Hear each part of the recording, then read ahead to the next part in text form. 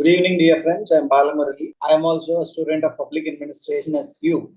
I am no expert in elections, no expert in laws.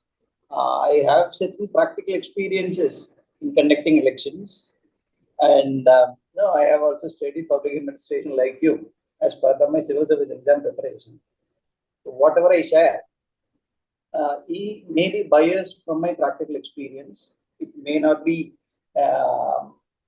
true to the constitutional principles. There may be errors here and there, but as the title goes, it is a discussion to enrich your knowledge and my knowledge.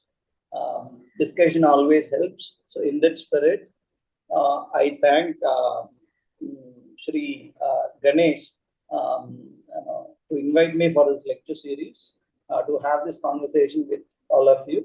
Today's topic is role of election commission. So where we will start? Now, where the process of election started in India after independence. We, the people of India, we created a constitution and gifted to ourselves. The preamble, we say that we solemnly resolve to constitute India into a sovereign, socialist, secular, democratic republic. So it starts, everything starts from this preamble that we decided to constitute a democratic republic. So the process of constituting a democratic republic is also having a mention in the same constitution in Article 324, which constitutes an election commission to conduct a free and fair election. So this is the origin of election commission.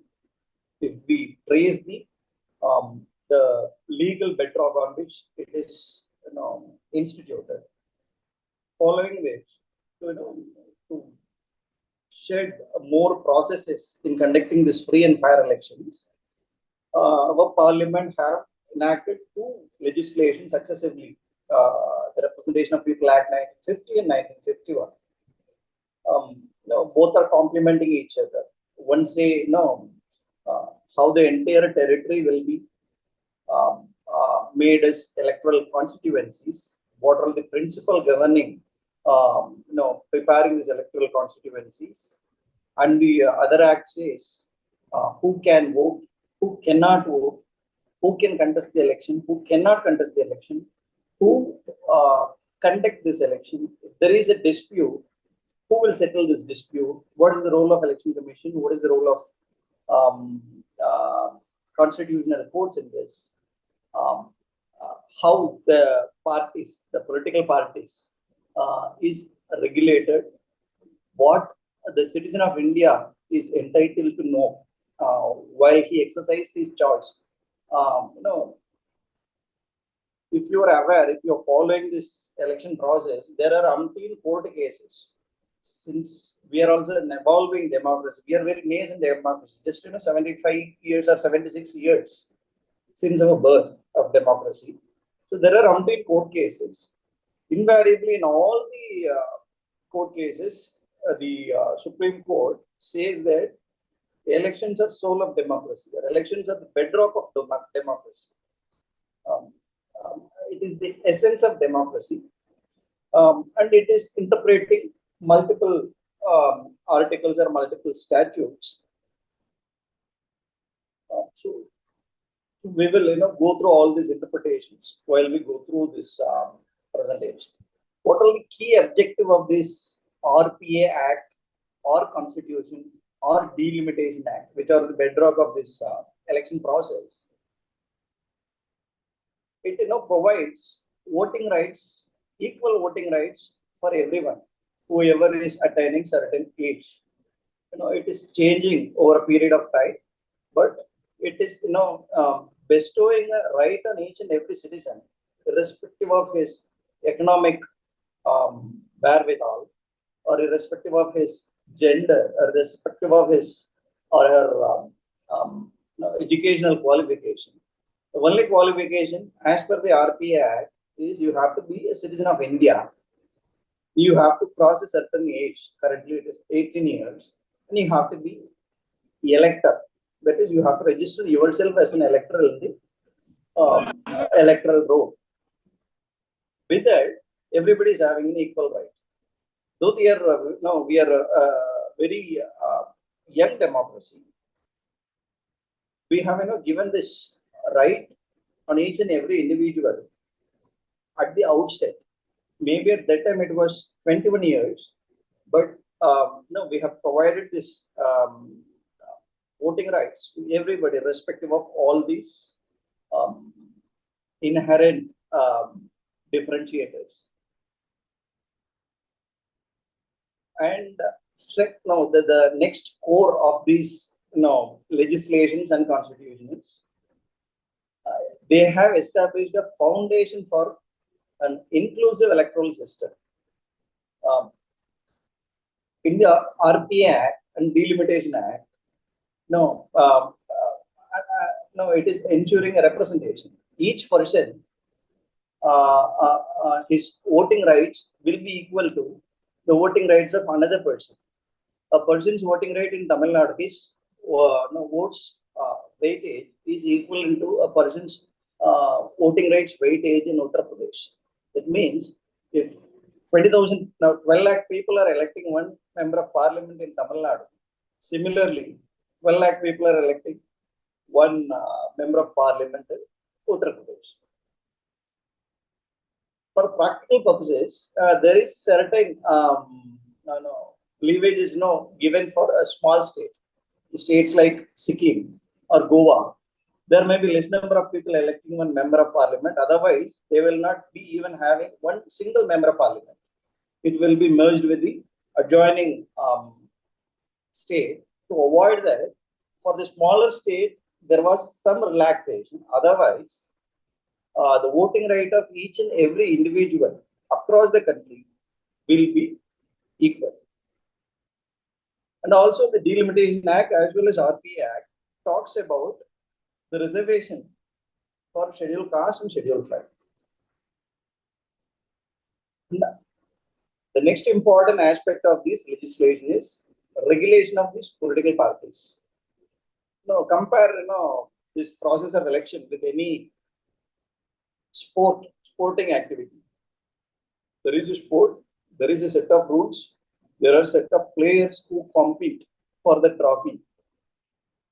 There is a umpire to conduct this sport in a free and fair manner. So in this case, the political parties are the players. So there are certain regulations governing these political parties. It gives certain preferences to certain kind of political parties who are national parties or state parties who muster certain qualifications, or registered political party, or even an individual. And it is also governing the funding of this political party, funding of these elections, whether how they have to maintain their accounts and what periodicity they have to share it with the election commission. While the elections are being conducted, it is also putting a limit of expenditure to have a level playing field. Like everybody, like every Indian citizen who attained the age of 18 and who enroll himself as an elector can vote. Similarly, anybody who attained the age of 25 and who is an elector can participate in the race as a candidate for the House of People or in the state assembly elections. But he can be an individual or he can be a representative of a political party. To have a level playing field, we are having this capping of expenditure on political campaigning, which is also part of this regulating these political parties. So 1950, the institution started its journey. I think we had our first elections in 1952, and continuously the organization is conducting elections for the House of People, for the Council of States, for the state assemblies, and the presidential election and vice presidential election, without any break. So it has obtained certain maturity in conducting this election, in managing the affairs of election, and it evolved over a period of time. And there are umpteen court cases which have given enough strength to the Election Commission to introduce more and more measures to ensure the transparency, to ensure the fair play. The first and foremost thing about conducting an election is the delimitation of constituency. There is a Delimitation Act 1952, which is enacted by the Parliament, which says how to go about delimiting the entire territory of India into an electoral constituency. The Election Commission of India will appoint a delimitation commission. It is linked with the decadal census. As I said earlier, the voting right of every individual, irrespective of the state he belongs, must be equal. So it is being done by this delimitation exercise. So the proportionality to be maintained. The number of electors in each constituency should be almost equal, irrespective of which state it is, except a few small states. There is a catch. We have also introduced the population control measures. The southern states are declining in the population growth, whereas the few other states have not controlled their population growth, which created an asymmetry. So this decadal census linked with the delimitation has finally happened in the year of 2002. Or 2002, there was a delimitation commission which was implemented in 2009 election. There was a huge uproar. After that, if they go about the delimitation coupled with the decadal census, the southern states may lose their representation in parliament. Few northern states might gain more number of representation.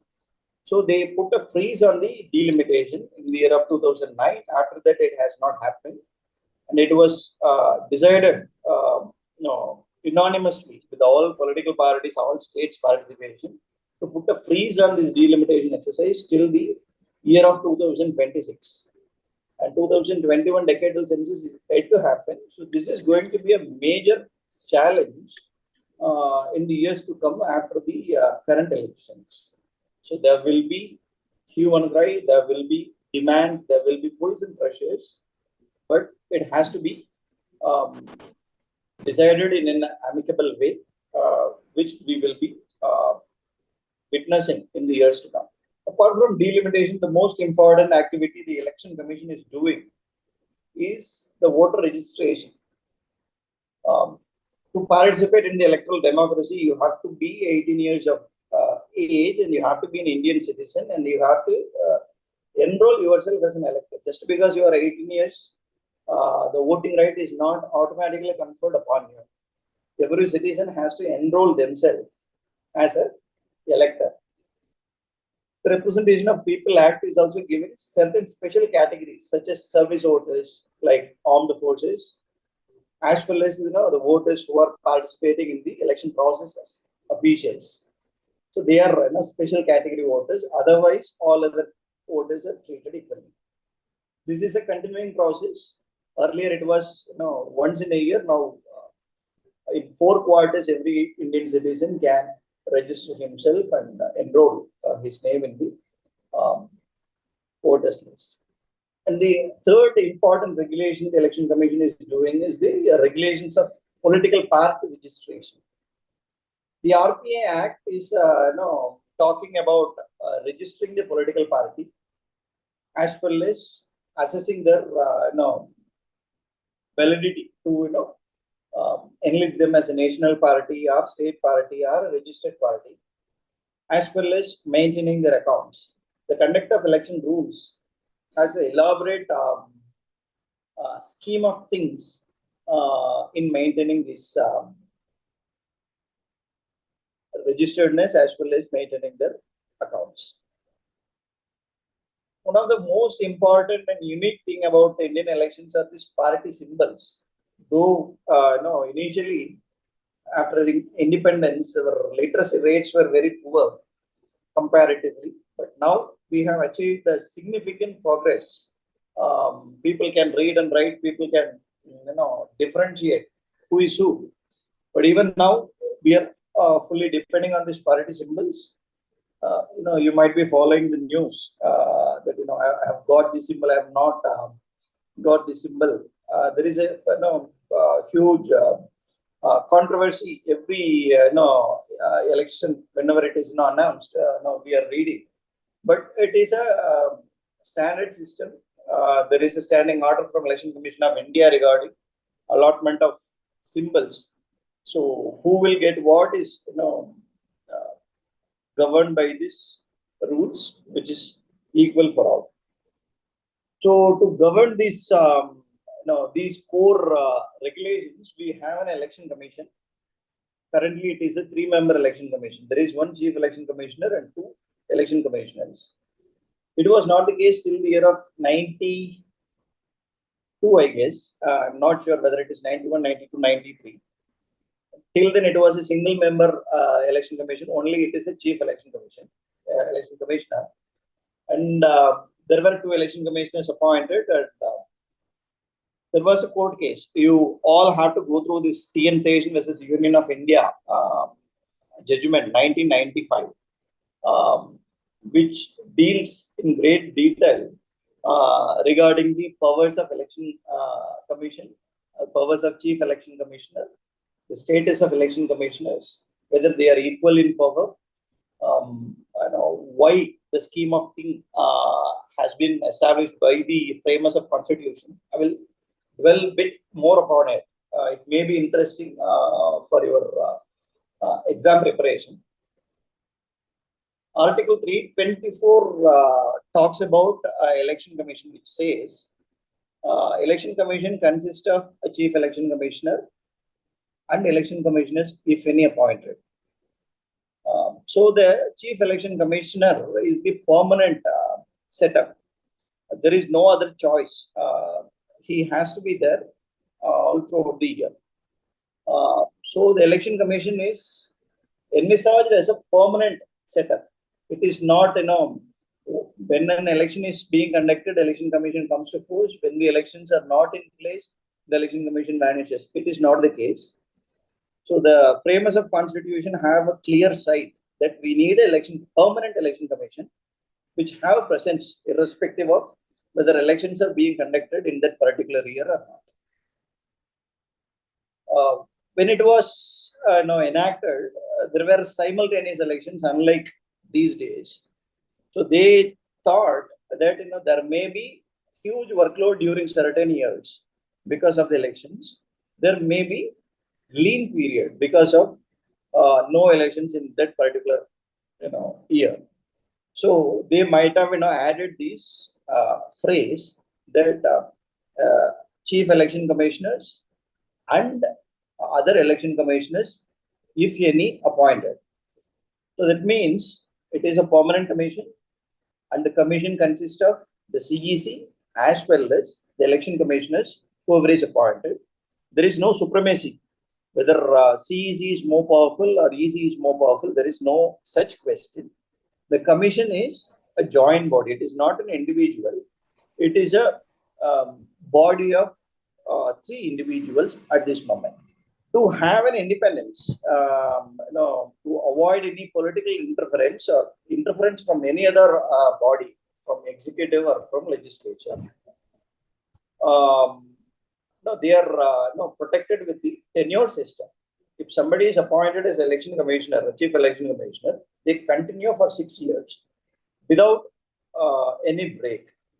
If at all they have to be removed, the chief election commissioner can be removed only in the manner in which a Supreme Court judge is being removed. You know how a Supreme Court judge can be removed from his post. There is a special strength to be mustered in the parliament. So similarly, if a chief election commissioner has to be removed from the post, the parliament has to have such kind of strength. But for other election commissioners, the constitution is silent on this kind of removal, but it says other election commissioners can be removed only on the recommendations of chief election commissioner. That means if there is no recommendation from chief election commissioner, whether the executive can remove an election commissioner? No. If there is no recommendation, there is no removal. But if there is recommendation, yeah, they can be removed. But whether it is at the whims and fancies of Chief Election Commissioner, whether the other two election commissioners are at the mercy of Chief Election Commissioner, the judgment says, no, it is not so. It has to be very detailed. The purpose of this particular clause is introduced in in the Constitution is to safeguard these election commissioners from the influence of executive or influence of legislature. Since it's not a permanent setup, unlike a chief election commissioner, so this protection that unless a chief election commissioner's recommendation is available on record, they cannot be removed. So it is part of protecting them from the executive excess or legislature excess or any other excess from any other bodies. Otherwise, it is a 3-member commission. It is a body of 3 individuals who have to work together. You have an electoral roll. You have political party registration. You have voters. When these elections can be conducted by election commission, whether at their whims and fancy, no. They are limited by the Constitution and they are limited by the RPA Act. The role of election commission is to return the people's representative to the House of People or Council of States or the legislative assemblies. Once they return these candidates as elected representative, their role comes to an end. When there is a house, election commission has no role at all. The same constitution is having an expiry date for each elected house, whether it is a legislative assembly or House of People. From the first date of their commencement of their work, it is having an expiry date. For House of People and Legislative Assembly, it is 5 years. So, at the end of 5 years, there has to be next house to be elected. So when this election can happen? At the fag end of the currency of the current house. Within the last 6 months of the currency of current house, the election has to be conducted. Is there any other situation where election can be conducted? Yeah. There can be a situation where elected assembly was dissolved by the executive for certain reasons. There might be a constitutional breakdown, or no party is in a position to muster strength to form a government, and governor decided to recommend dissolving the house. So there can be umpteen situation before the expiry of the life of the house, it can be dissolved by the government of India. In such situation as well, election commission has to come into picture and conduct this election. If the elected house is having its currency, but there is no political party which musters the strength to form the government, whether election commission has any role to form a government? No. The role of election commission is to establish a house of public representative. Once it is done, then the role is transferred to the executive. They have to form a government. Otherwise, the executive and union, the government of India has to come into play and they have to take a decision. Until unless the elected house is dissolved, election commission has no role to conduct an election. Now, we have a situation that the currency of current House of People is going to end in a couple of months. So, the election commission has announced the dates of election in multiple phases. So, the players have already started nominating themselves. The election campaign is going on. So, how these campaigns, how this election process is being monitored, managed, and ensured a fair play, level playing field. So now we have multiple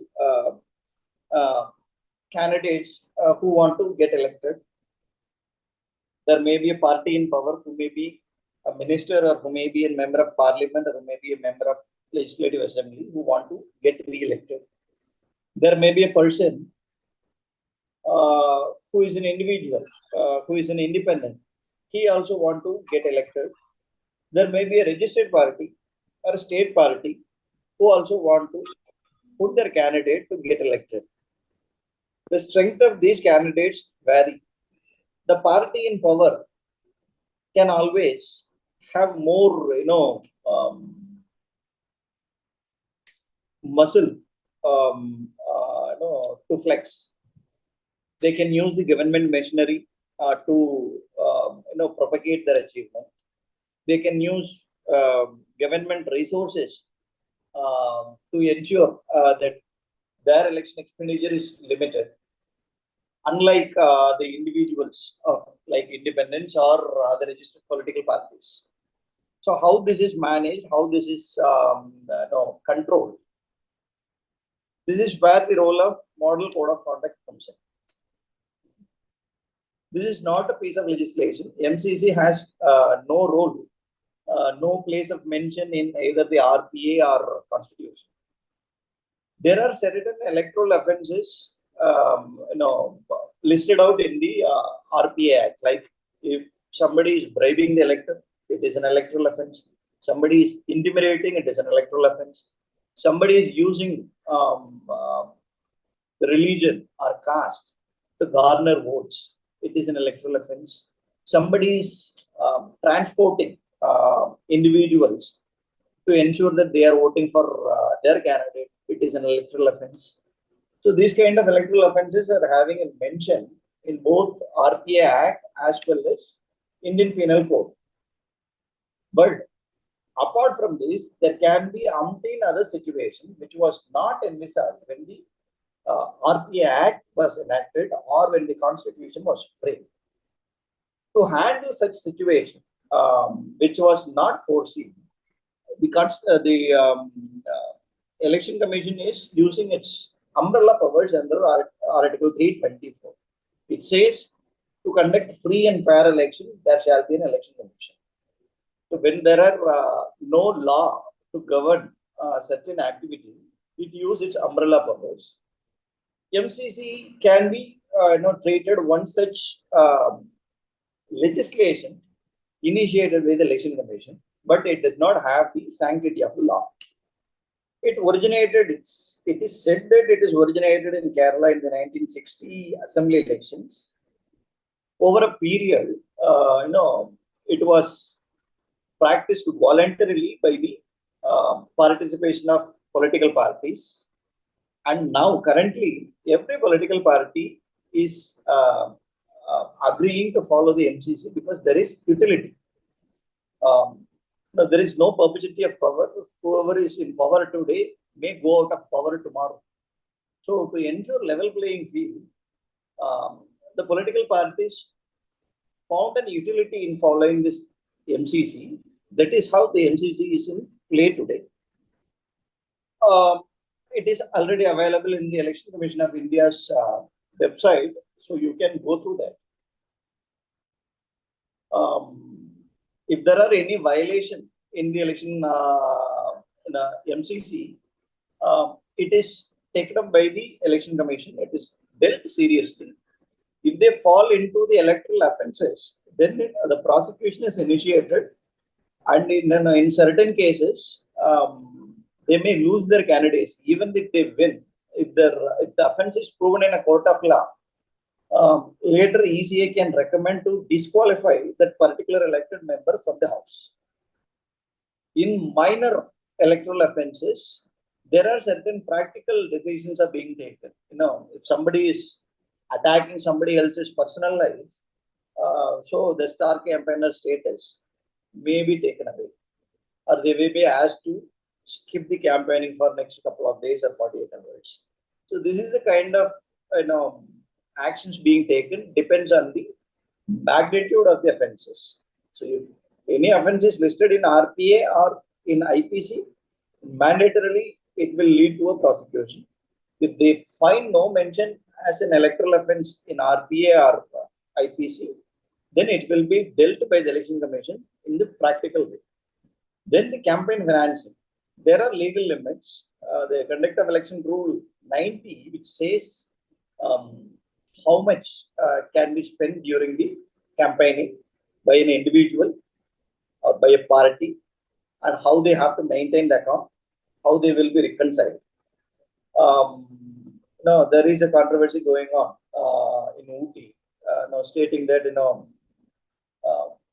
election expenditures of shadow registers is varying with the candidates register. So that means the Election Commission is following the election expenditure of each and every candidate. So they are having a parallel register of expenditure. They are having a standard expense, which is agreed by all the political parties. So they are having a detailed plan. They are having umpteen teams to follow this campaigning. They are taking photographs of all these meetings, all these posters, all these videos. Everything is being monitored by the Election Commission, and they are putting a notional value for the election campaign, which is being reconciled with the candidates at least thrice during the campaigning period till the election is over. And if the election expenses has exceeded the limit set by the Election Commission, that means the level playing field has been breached. So the election is no more valid. So he can be disqualified and the new election can be elected. But whether there is a state funding for this campaigning in India, unlike other countries, many other countries like Germany or France, there is no state financing. It is very limited in Doordarshan or All India Radio. So every political party may get some space to popularize their candidates. That is the only mode of state funding for election in India. Otherwise, it is totally controlled by individuals and the political parties. The individual contesting candidates can receive money from other individuals, other companies, the corporations, or group of individuals, and it has to be the details has to be shared with the Election Commission. Similarly, the political parties can also receive funding from individuals, from body of individuals, from a corporation, or from any kind of organization, and that can be shared with the Election Commission. The Election Commission is supposed to share this information with the elector. Why they have to share this information with the elector? Because the elector is ultimately exercising his choice while participating in the election. So he has the right to know, if I am selecting this candidate, who he is. He stands for what principles? He got money from which individual or which company? Whether his stand is related to the funding he received.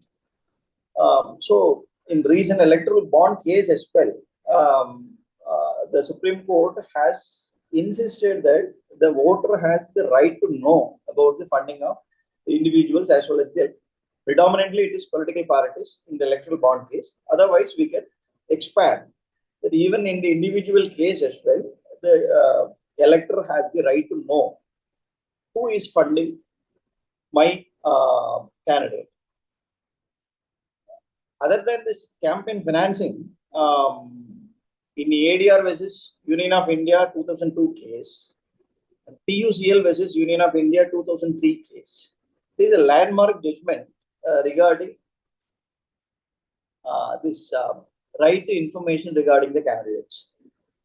In 2002 case, the Supreme Court has told that each individual who is contesting the election has to share about his criminal antecedents, his assets, his liabilities, his educational qualification before the elector. Had you gone through RPA Act, you might be seen that there is no bar set on the educational qualification or his assets or liabilities. But The 2002 judgment has bestowed this. Beyond the RPA Act, this has given the power to Election Commission to demand these things from the contesting candidates. After this judgment, the RPA Act has been amended to incorporate these features in the RPA Act. Now it is legal. It is not only the judgment, but the RPA Act itself is demanding these details from the contesting candidates. The 2003 Act has bestowed responsibility on the political parties as well. If you are sponsoring somebody, then you also have a responsibility to make the voter aware regarding his credential, his character, his criminal antecedents, his assets, his liabilities, his educational qualification. And the Election Commission, once it receives this information, it also is mandated to share this with the voter. So they created an online portal. Now, as soon as the Form 26 is given, this criminal antecedents as well as assets liabilities is given, it is uploaded each and every day. So the voter can access it in his fingertip. And other than that, they are also mandated to publish it to dailies, which is circulated in that particular region. The candidate has to publish, as well as the political party has to publish regarding the these characteristics of the candidates who are in play. And the most important thing, under 324, which is being evolved, is this voter education, sweep. Elections are bedrock of democracy, and the electors are the bedrock of the elections. They have to participate in election. So the people must know how to exercise their choices. First, they have to exercise their choice, and then they have to exercise the choice wisely. So for this, the voter education program, the sweep, has been given far more importance by this election commission in the last 2 decades. And enforcement and penalties. As I said, it is a permanent election commission. Yes, but it is having only permanent office in Delhi. The election commissioners are permanent. They are appointed as election commissioners. They have secretariat system in Delhi. But do they have presence in all the states? Yeah, they do have presence in all the states. The election commission says regional commissioners can be appointed, but now we are having chief electoral officers in each state. They are part of election commission, but they are a permanent fixture throughout the year. But other than that, there are no other officer in the state to conduct elections as on a permanent basis. Once the elections are announced, the entire machinery of state government who are part of the conduct of elections are absorbed by the election commission. They are treated with their election commission. The returning officer, the assistant returning officer, the enforcement officers, the SST team, the person who is going to booth for as a polling party, the person who is going to protect the polling booth, everybody is treated as part of election commission. So it's a dynamic body. During normal time, there is a skeletal structure. During election, all these apparatus are sucked into election commission, and they are becoming the mammoth organization. So how this enforcement is happening? We have voters, we have candidates, we have problems. We have a very tight fight between candidates for the trophy. As a society, we are very diverse. There are umpteen problems between the society, between states. There is a party in power. It may influence the election through its officials. So, what is being done by the election commission over the years is, they are improvising the process of election. Earlier, it was through ballot papers. From 2000 onwards, from 98 onwards, they started introducing the electronic voting machine. From 2006 onwards, it has got a legal backup as well through validation by Supreme Court. Now it is 100% electronic voting machines. and to increase the trust factor in the electronic voting machine. It is not about having a machine, but people started questioning whether the electronic voting machine is true, whether it is recording the choice I made or whether it is having a selection of its own. So VVPATs have also been introduced as part of Supreme Court's direction. Now every booth is having this VVPAT. So there is a systemic improvement using technology ongoing in the past 20 years. And there is also deployment of central forces. Where these resources comes from, the government of India provides, but unlike other places, the election commission mandates and it gets what it wants. So other than the local officials who are part of the state government, there are also central officials who are absorbed into election commission to supervise and assist this election process. There will be state government official who will be the core of this election process. There will be central government officials who will be deputed as observers. As I told, these are all not finding a word in RPA, mentioned in RPA, but these are all improvisation happened over the years after gaining experience after conducting umpteen elections. Currently, in the last 7 or 8 years, now they are having earlier observers were sent to only the constituency. Now they are sending observers at the state level as well. They were earlier monitoring the returning officers. Now even the CEOs are monitored, whether they are acting in a fair manner, whether they are independent, or whether they are acting under any influence. So there is a state general observer, state police observer, state expenditure observer. So any dispute, if somebody is having, so they can approach these election officials, either the ROs or the observers or the chief electoral officer or the commission itself. So there is an elaborate mechanism. Their phone numbers are available in the public domain, or technology is also being used in enforcement activity. You might be aware that C-Vigil app has been in use for more than 10 years now. In last general elections also, it was used to a greater extent, and subsequent state assembly elections, they have introduced in all the states wherever elections has happened. But unfortunately, the buying for the C-Vigil is not similar across the states. If Tamil Nadu is registering 2,000 complaints in a given period, Kerala is having 70,000 complaints in the same period. Say for 48 hours, we are receiving 2,000. For the same 48 hours, they are receiving 70,000 complaints. Doesn't mean that the violations are more in one place and violations are less in other place. It is about the voter awareness. Whether you are fully prepared to take on these electoral offences, whether the elector is willing to ensure that there is a level playing field and the sanctity of election is protected. So the election commission is continuously engaging with the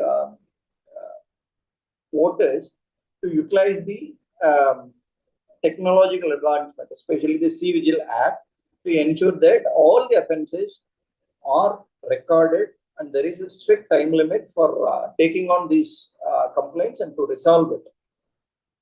If it is having any violation related to RPA or IPC, as I mentioned, like bribing of voters or intimidating voters, then prosecution is initiated.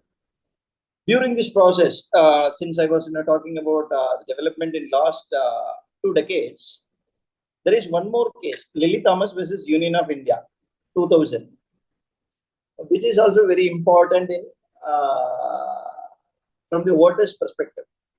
Since they are exercising their choice, they can also exercise their choice that I don't like any of them. So the nota doesn't have any mention in the scheme of things earlier, as per the Constitution or RPA, but which was later introduced under the strength of this Lily Thomas versus Union of India. Now nota is a common feature. And in 2013, Dr. Subramania Swamy versus ECI case, the Election Commission has was mandated by the Supreme Court to introduce this VVPAT, voter verifiable paper trail, to ensure the trustworthiness of the process. Ultimately, the voter must have a confidence in the process. To ensure the confidence, the VVPATs are mandated by the Supreme Court, which is a common feature all across now. Voter registration, from my experience, there are certain lacunas at this moment. Each state is having its own. The Constitution says that there must be one electoral roll. We are having now electronic database. You can enroll yourself as an elector, not even visiting a TESL. The electoral registration officer need not be personally visited. You can call 1950, or there is a online platform. There is an application, mobile application. You can enroll. The application can be verified, and you can be registered as an elector. But each state is having a separate electoral roll. If I worked in Kerala, I moved to Tamil Nadu, I enroll myself in Tamil Nadu, my name is not automatically deleted in Kerala. If I work in Tamil Nadu in Tanjavur district and move to Chennai, I will transfer my vote from Tanjavur to Chennai. But if I move from Kerala to Chennai, I cannot transfer my vote from Kerala to Chennai because they are having two different electoral rolls, which is a duplicity. But with the Aadhaar linkage, fully it may be done away with. And one more important, thing we are having, even at this advanced stage, is we are having two different electoral rolls for assembly elections or parliament elections vis-a-vis the local body elections. The elector is same. Maybe the ERO may be different, electoral registration officer may be different, but the address is same. But we are having two different electoral roles. Since the organization, State Election Commission is completely different from Election Commission of India. So there must be some synchronization between these two in terms of maintaining an electoral role, which is yet to be achieved. Since we have only a few minutes left, I will go to the financing part, which I find is very useful and which is a very live topic now. Use of technology and electoral reforms. Election Commission of India is always trying to adapt the technology, whether it is the introduction of EVM or whether it is the introduction of VVPAT, online registration of voters, online grievance redressal. Almost whatever can be achieved is already achieved. But still, there are certain spaces which is uncovered, which may be covered. Like even now, the nomination process is happening only through personal presence of the candidates, or the voting, the counting. That could be lot better.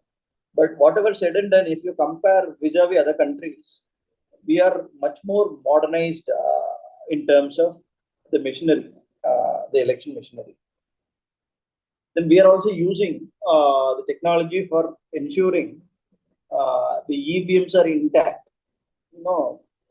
EVMs are there throughout the year. They may be stored in some place. If it is being transported to some other place, either for storage for other election purposes, it is geotagged. So each and every storage box is geotagged, and it is being monitored by the Election Commission of India.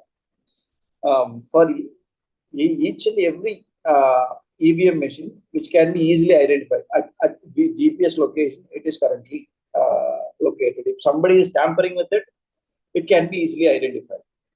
And every storage is monitored using CCTV, even during the normal time. Driving transparency. I was additional CEO in Kerala during last assembly election, 2021 election. One fine day, Election Commission has told that 50% of the polling booth has to be webcasted. Just imagine, during the peak of COVID, the last assembly elections has happened. The number of polling booth has doubled. If normally If it is 40,000 polling booth, it has double as 80,000 polling booth. So out of which you have to know webcast 50%. So during normal time, whatever is there, you are webcasting almost all the polling booth using this cameras. This is to ensure that people are having confidence that it is a fair process. You have every right to vote. Nobody will intimidate you. It is a smooth process. Please come and participate and exercise your choice.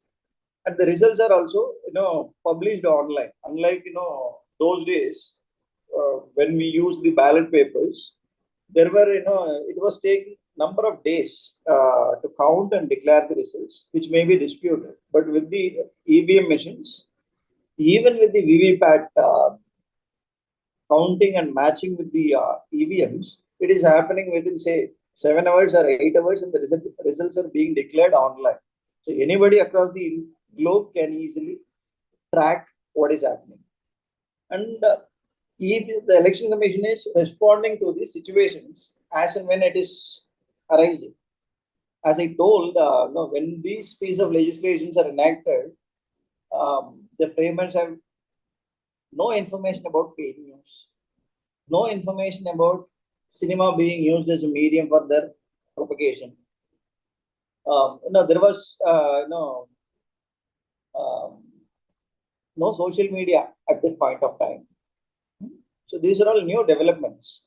When there is a new development, the election commission is also responding to it, and it is having its own system. Now we are having MCMs, media monitoring and media certification. And during election period, films are being strictly monitored, whether it is being used or misused to subserve any political party or candidate's interest. So likewise, there are new challenges and there are new solutions. Now the latest problem is this electoral bonds, which is allowed almost by all countries, but with varying degrees. Certain countries allow, certain countries don't allow. So this is a new situation. Let's see how it is going to evolve after this latest judgment, which made it have an issue of void. The scheme itself is a void. So the current challenges and future direction.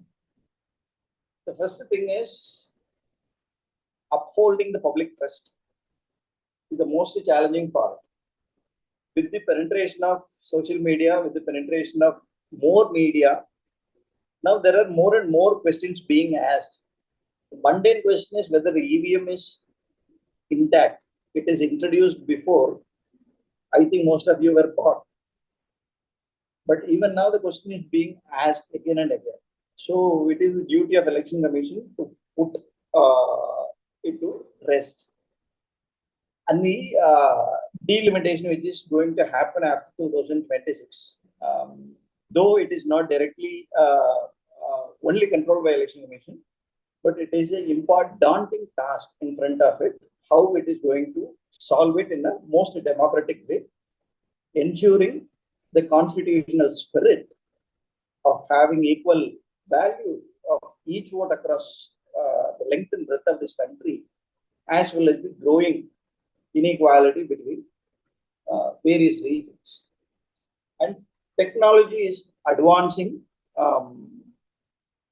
day in and day out. How it is going to be leveraged, during last elections, the OCA voters, overseas Indian citizens, are allowed to participate in the electoral process if they are in the country. But for that, they have to travel to India if they want to vote. Whether the technology can be used to ensure that the voting process experience is different in future, we have to wait and see. And controlling the influence of money, you might be, seeing the seizures report, especially from this part of our country, the southern part of country. Though there are strict laws, strict controls, tight measures of, following the campaign financing. We know that there are, elections are putting on hold or being postponed just to curtail the influence of money. If each person can vote and each voter who crossed 25 can participate in election, somebody who can spend money 1 crore rupees, somebody who cannot spend money, no, it is not a level playing field at all. So going forward, it is going to be much more difficult for a person without money to participate in this race. So how the game rules are going to change over a period, we have to wait and watch. Just a few minutes before I conclude, since electoral bonds are in the news for some time, more than 2 or 3 months, I thought it will be interesting for you to go through how it is happening in other parts of the country, in other major democracies.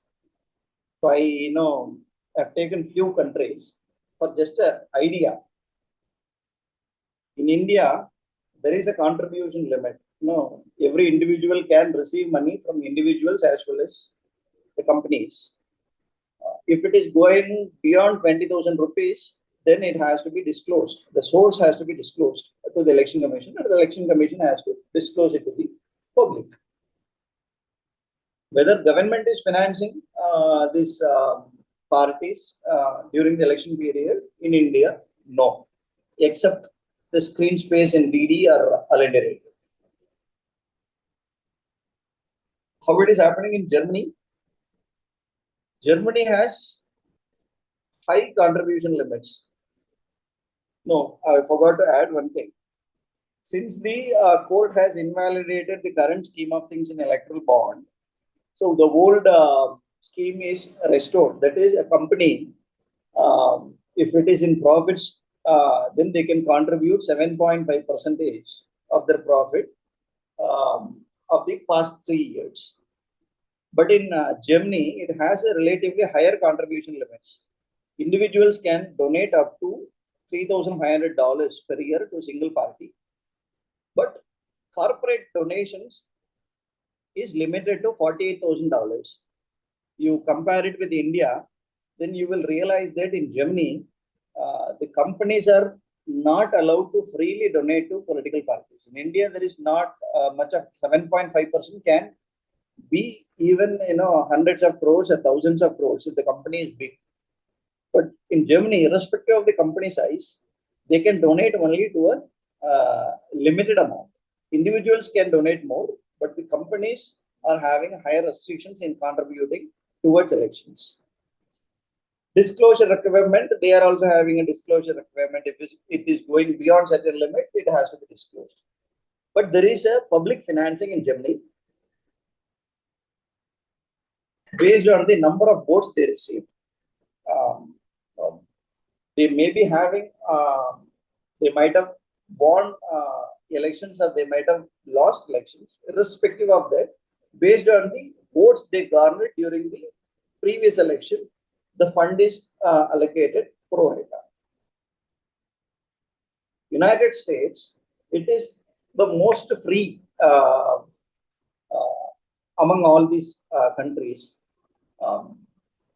There is limitations regarding contribution, but to avoid that, there is a PAC, Political Action Committee and Super Political Action Committee.